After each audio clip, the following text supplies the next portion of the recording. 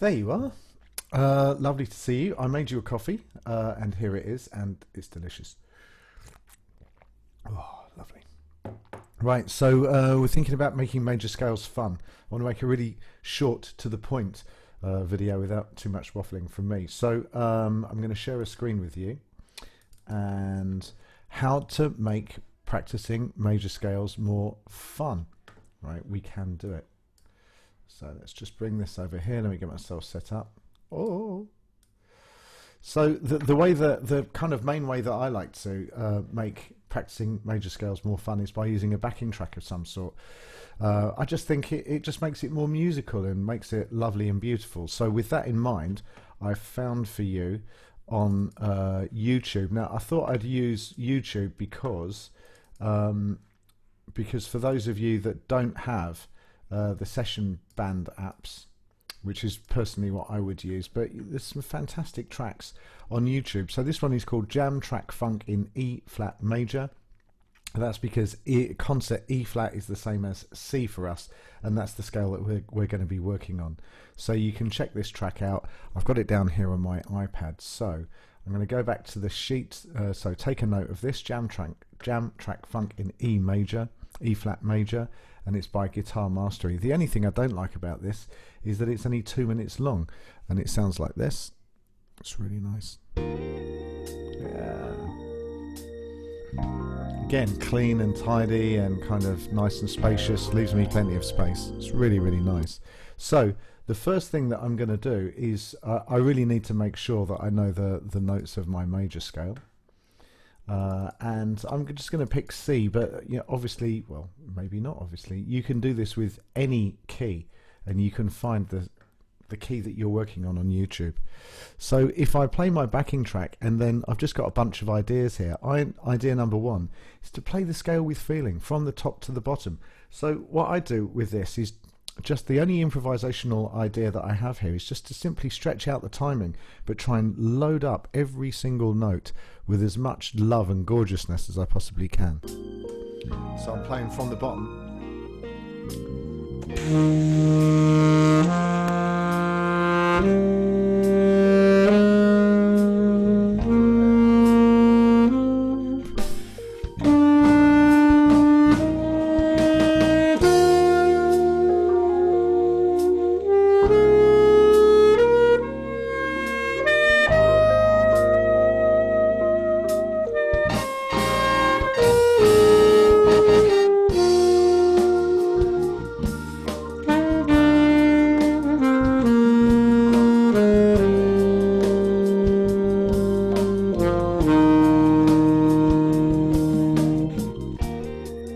So I'm aiming to make every single note really, really count. Nice straight notes, loading it up with as much feeling as I possibly can.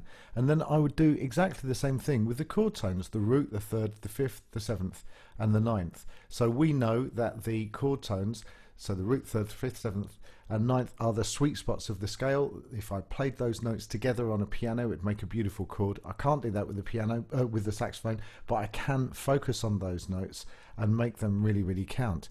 So I do exactly the same thing with the chord tones, but just play them, you know, with as much feeling.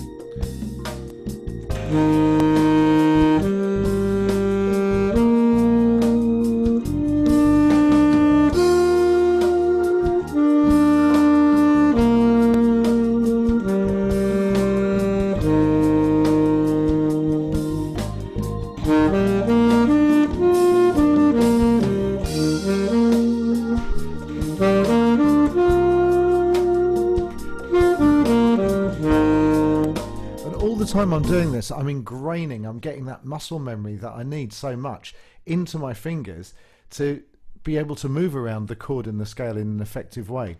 Another idea that I might do is to create a motif. A motif is a repeating design or idea. Here I've picked these 3 notes of the scale. Super simple. And the reason why it works so well is that that is the third, and that is the fifth, and that is the note between them, so it just kind of connects up. And I'm going to repeat that idea. That's the idea of a motif. It's a repeating idea. So I'm going to take E, F and G and just repeat that idea over and over, and that's going to sound really lovely as well. Really nice.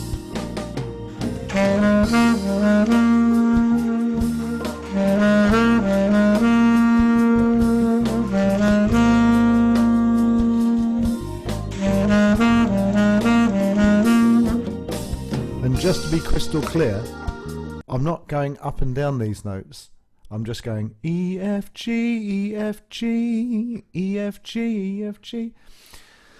Think of another idea, another motify idea. I've chosen C, B and G, and the reason why those notes are really cool, well, C is a chord tone and B is a chord tone and G is a chord tone. So what's not to love? We know that it's going to sound absolutely fantastic. It's going to sound lovely. Same thing, I'm just repeating this idea.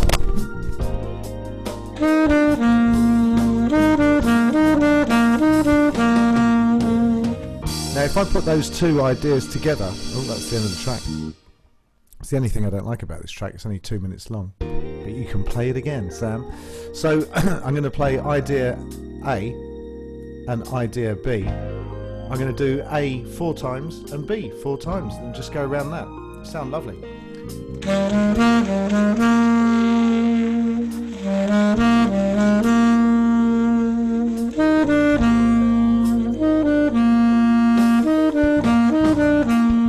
Repeat that.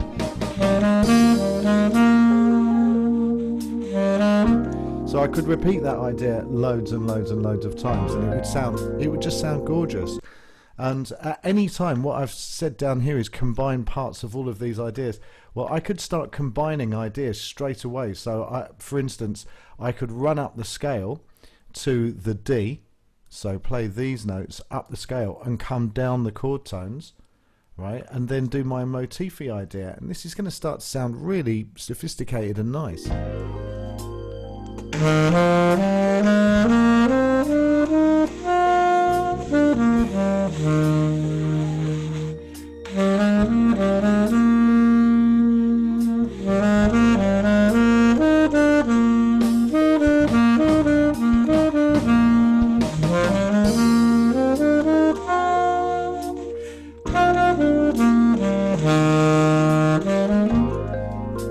And I'm just going around, so you know, again, I was going up the scale to the D, and then I was coming down the chord tones, and then I was just executing these motify ideas, which sound so lovely. Another easy thing that I could do is to think about a pattern. I've written this one out for you, but I suggest you write it out for yourself. But if you ask me really nicely, I can email you this sheet. And this is a really lovely pattern in C. It sounds like this if I play it out of context.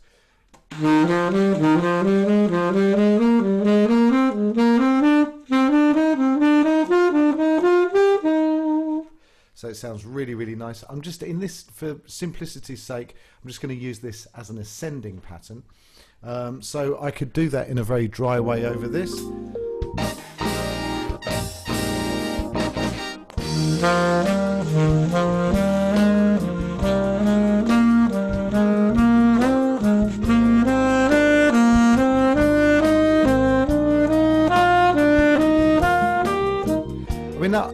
To my ear, I think that sounds really, really nice anyway. It sounds lovely, it's melodic. But what I could do is that I could use a fragment. So what I'm going to do is I'm just going to use a fragment is a snippet or a slice or a piece of a pattern. And so I'm going to start on the E and go up to the G. So look, again, I'm going to put a little bit of razzmatazz in there.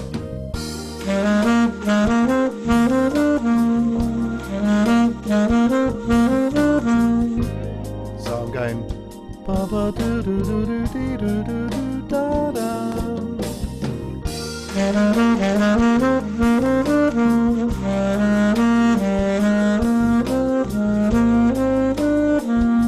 I could slow that right down too. It doesn't have to be fast to be beautiful.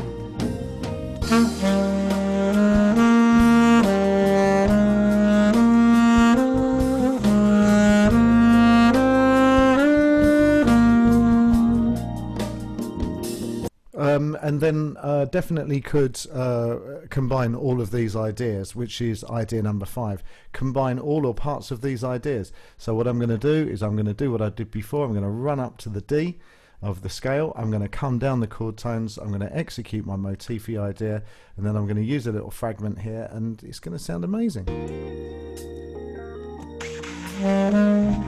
Do that again then.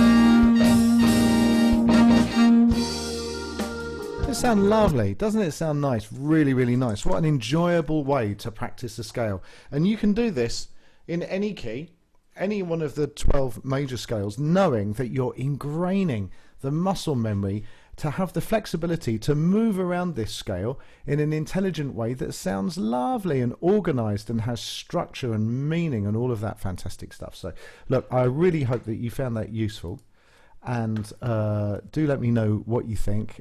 Your feedback is always really, really valuable to me. So if you enjoyed this tutorial, do let me know, and I shall finish drinking my coffee and wish you a beautiful day, and I'll talk to you soon. Okay, take care guys, bye.